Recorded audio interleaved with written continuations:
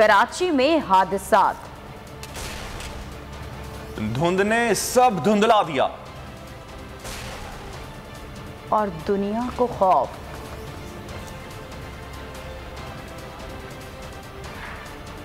सबसे पहले बात करेंगे अफसोसनाक, कराची में रात के 2 हादसात हुए। लांढी बच्चा जेल के करीब कोस्टर उलटने से 3 अफराद की जिंदगी की बाजी हार गए, 9 जख्मी हुए। सुपर हाईवे पर काठो रोड मोटरवे M9 पर बस और ट्रेलर में तसादुम हुआ और इस तसादुम से 20 से ज़ायद अफराद जख्मी हो गए। आगे बढ़ते हैं। मौसमियाती तब्दीली का मसला संगीन होने लगा, फ़ज़ाई आलूदगी में भी मुसलसल इजाफा। फ़ज़ाई आलूदगी में लाहौर बदस्तूर पहले नंबर पर एयर क्वालिटी इंडेक्स 377 तक जा पहुंचा। 335 इंडेक्स के साथ दिल्ली दूसरे नंबर पर आ गया। कराची दुनिया का 14वां आलूदा तरीन शहर बन गया।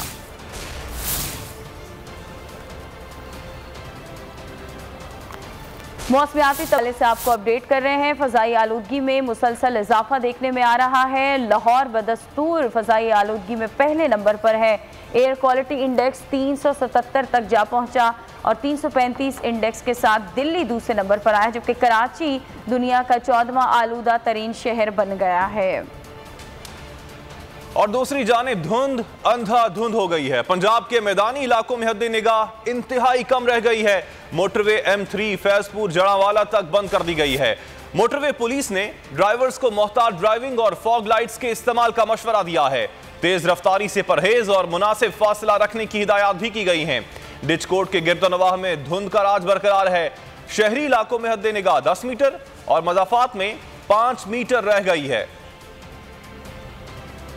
और पाकिस्तान ने कोरोना वेरिएंट ओमिक्रॉन से निपटने के इंतजाम कर लिए हैं। NCOC के मुताबिक ब्रिक, जनूबी अफ्रीका, हांगकांग, नमीबिया और बोत्सवाना समेत 6 ममालिक के सफ़र पर पाबंदी लगा दी गई। इन ममालिक में सफ़र के लिए सिर्फ हंगामी सूरत हाल में ही इजाज़त होगी।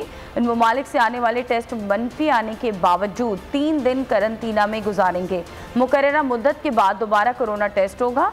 मुतासरा ममालिक में फंसे पाकिस्तानी 5 दिसंबर तक वतन लौट सकेंगे। सिंध हुकूमत ने बूस्टर डोज लाजमी करार देने का फैसला कर लिया और फाइजर बूस्टर डोज फ्री लगाई जाएगी। अपडेट कर रहे हैं आप। पाकिस्तान ने कोरोना वेरिएंट ओमिक्रॉन से निपटने के लिए इंतजाम कर लिए हैं। NCOC के मुताबिक जनूबी अफ्रीका, हांगकांग, नामीबिया और बोत्सवाना समेत 6 ममालिक के सफर पर पाबंदी होगी। इन ममालिक में सफर के लिए सिर्फ हंगामी सूरत हाल में ही इजाजत होगी। इन ममालिक से आने वाले टेस्ट मनफी आने के बावजूद 3 दिन करंतना में गुजारेंगे। मुकर्ररा मुद्दत के बाद दोबारा कोरोना टेस्ट होगा और मुतासरा ममालिक में फंसे पाकिस्तानी 5 दिसंबर तक वतन वापस लौट सकेंगे। सिंध हुकूमत ने बूस्टर डोज लाजमी करार देने का फैसला भी किया है। फाइजर बूस्टर डोज के तौर पर फ्री लगाई जाएगी। दुनिया भर में कोरोना वायरस की जनूबी अफ्रीकी किस्म का खतरा मंडलाने लगा है और पाकिस्तान ने भी इस हवाले से इंतजाम किए हैं। NCOC का बताना है कि जनूबी अफ्रीका, हांगकांग, नामीबिया और बोत्सवाना समेत 6 ममालिक ऐसे हैं जिनके सफर पर पाबंदी होगी और सिर्फ आपको बताते चलें कि मजबूरी में वहां पर सफर किया जा सकेगा। इसी हवाले से बात करने के लिए इस वक्त हमारे साथ मौजूद हैं प्रोफेसर डॉक्टर सईद साहब। बहुत शुक्रिया डॉक्टर साहब आपके वक्त का। डॉक्टर साहब, कोरोना की नई किस्म के खतरात मंडला रहे हैं। इस किस्म के हवाले से अब तक क्या मालूमात हासिल हो पाई हैं और किस तरह बचा जा सकता है कोरोना के इस वेरिएंट से? जी अस्सलाम वालेकुम, बहुत बहुत शुक्रिया का। कोरोना अपनी नई किस्म के साथ दोबारा वायरल हुआ है में खुसूस यूरोप और इसकी तशखीस हुई है, लेकिन खदशा है कि बाकी ममालिक में भी होगा। यहाँ पे तशखीस इतना अच्छा नहीं है, लेकिन ये दुनिया के कई ममालिक में अभी तक होगा।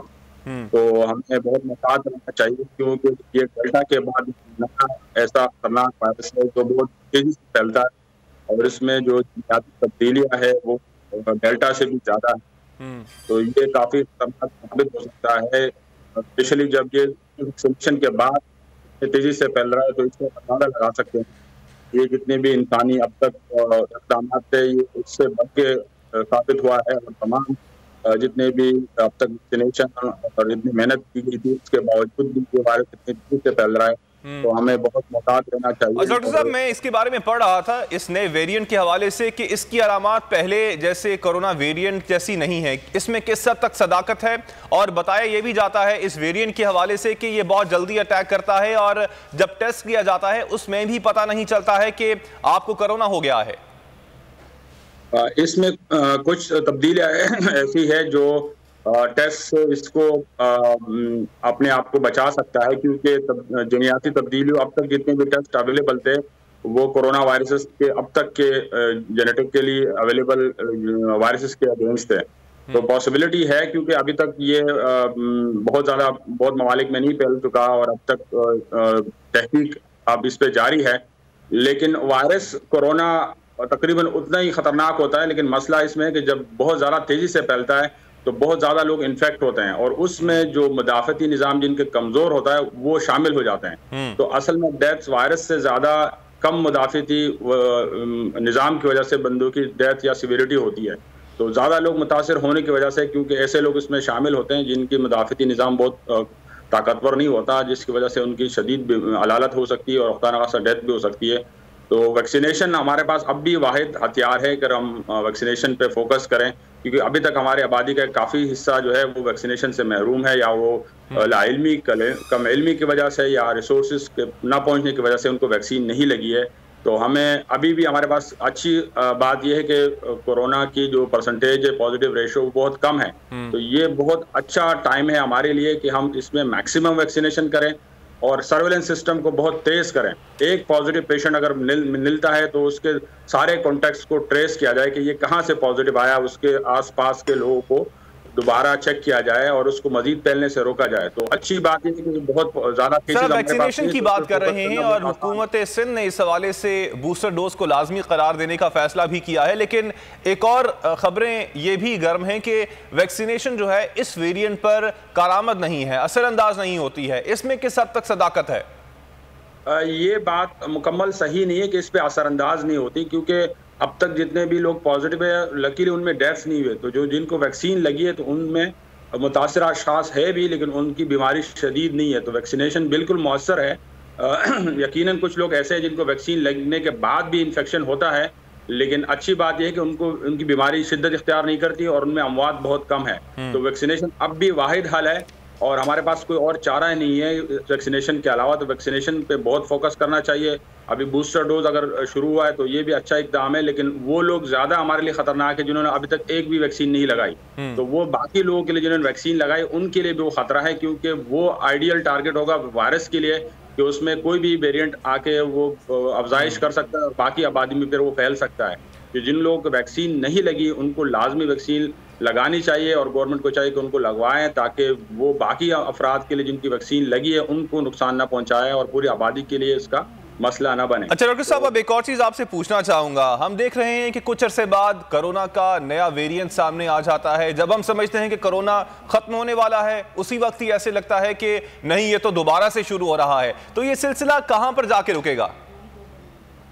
ये एक वबाई शक्ल है बीमारी की और काफ़ी चीज़ें जो है गैर मुतवक्के तौर पे आ सकती है, लेकिन हमने तो बहुत पहले मुतनब्बे किया था और इतला दी थी कि ये वायरस तब तक ख़त्म नहीं होगा जब दुनिया की सारी आबादी को वैक्सीन नहीं लगता। तो काफ़ी ममालिक में, इवन तरक्की याफ्ता ममालिक में एक बहुत बड़ा तबका ऐसे जो वैक्सीन नहीं लगाते, और जो लोग वैक्सीन नहीं लगाते ये लोग आइडियल टारगेट होते हैं इस तरह की वेरिएंट की अफजाइश के लिए।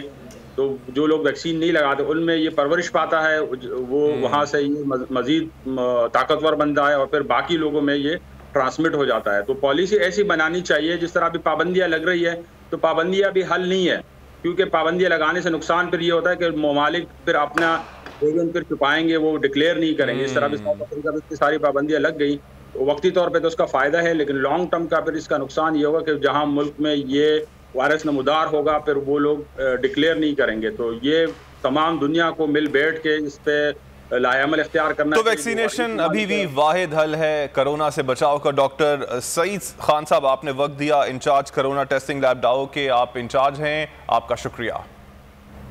सुप्रीम कोर्ट के हुक्म पर कराची के नस्ला टावर को मस्मार करने का काम जारी है। ऊपरी 3 मंजिलों को गिराने के लिए मशीनें पहुंचा दी गईं। कमिश्नर ने नस्ला टावर के एतराफ दफ़ा 144 नाफिज कर दी। गुलशन इकबाल में तिजोरी हाइट्स को भी अदालती हुक्म पर तोड़ने का काम जारी है। अदालती हुक्म पर नस्ला टावर को मिसमार करने का काम जारी। क्रेन से मशीनें इमारत की ऊपरी मंजिल पर पहुंचा दी गई। हुकाम के मुताबिक पहले तमाम दीवारें गिराई जाएंगी, फिर मशीनों की मदद से ऊपरी 3 मंजिलों को तोड़ा जाएगा। नस्ला टावर से दरवाजे, खिड़कियां और ग्रिल निकाली गई हैं। कमिश्नर कराची ने नस्ला टावर के एतराफ दफा 144 नाफिज कर दी। गुलशन इकबाल में वाक़ तिजोरी हाइट्स को भी अदालती हुक्म पर तोड़ने का हुक्म जारी है। अदालती अहकामात के बाद नस्ला टावर को मुनहदिब करने का सिलसिला जारी है। ताहम नस्ला टावर के एतराफ़े कानून नाफिज करने वाले इदारों की जानिब से दफा 144 भी नाफिज की गई है। मज़ीद तफसीलात मालूम कर लेते हैं बोल न्यूज़ के नुमाइंदे सलमान सलीम से। सलमान, इस वक्त ताज़ा तरीन सूरत हाल क्या है, उससे हमारे नाजरीन को अपडेट कीजिएगा। जी बिल्कुल, देखिए नस्ला टावर के हवाले से बात कर ली जाए तो अदालती अहकामात हैं कि इसको जल्द से जल्द मुनद्दम किया जाए। नस्ला टावर की क्या सूरत हाल है, मैं अपने कैमरामैन रेहान से रिक्वेस्ट करूँगा वो आपको दिखाएं कि क्या जो है वो सूरत हाल पूरे नस्ला टावर की कर दी गई है। जो दीवारें हैं वो तोड़ दी गई हैं, ग्रिलें निकाल दी गई हैं, बालकनीज़ को तोड़ दिया गया है, खिड़कियाँ जो हैं वो भी निकाल दी गई हैं, जबकि अदालती अहकामात हैं कि इसको जल्द अज जल्द मुनद्दम किया जाए। अब तक इसकी जो है वो कोई हतमी सूरत हाल नहीं समझ आ रही कि ये कब तक गिराया जाएगा, क्योंकि जो ज़िला इंतज़ामिया है उनकी जानिब से भी सिर्फ यही बताया जा रहा है कि कोशिश की जा रही है जल्द अज जल्द जो है वो इसको मुनद्दम किया जाए। लेकिन हम ये देख रहे हैं कि काम जो है वो सुस्त रवि का शिकार है। अब तक जो है वो कोई भी फ्लोर नहीं गिराया जा सका, जबकि हैवी मशीनरी जो है वो मेरे दोनों अतराफ मौजूद है। हैवी मशीनरी के ज़रिए जो है वो काम किया जा रहा है। लेकिन सूरत हाल ये है कि क्योंकि नस्ला टावर 14 से 15 मंजिला इमारत है, इसको मुनद्दम करने के लिए जो है वो कोई मुस्बत हिकमत अमली बनाने की अशद ज़रूरत है। लेकिन हम ये देख रहे हैं कि कोई मुस्बत हिकमत अमली जो है वो अब तक नहीं बनाई गई कि नस्ला टावर को किस तरह मुनद्दम किया जाएगा। अगर हम लोग बात कर लें ज़िला इंतज़ामिया की तो उनकी जानिब से ये बताया जा रहा है कि सारी ग्रिलें दरवाजे निकालने के बाद जो पहले टॉप फ्लोर है उसको तोड़ा जाएगा, उसके बाद सेकंड लास्ट फ्लोर को जो है वो तोड़ा जाएगा। इस तरह करके बिल्डिंग को मुनद्दम किया जाएगा। लेकिन हम ये देख रहे हैं कि काम जो है वो इंतहाई सुस्त रवि का शिकार है। दूसरी जानिब मजदूर भी इस वक्त बैठे हुए हैं और मजदूर जो है वो भी दोपहर के औकात के अंदर काम करना शुरू करते हैं, जबकि शाम तक ये काम जारी रहता है। बहुत शुक्रिया आपका। सब्सक्राइब करें और बेल दबाएं ताकि कोई खबर रह न जाए।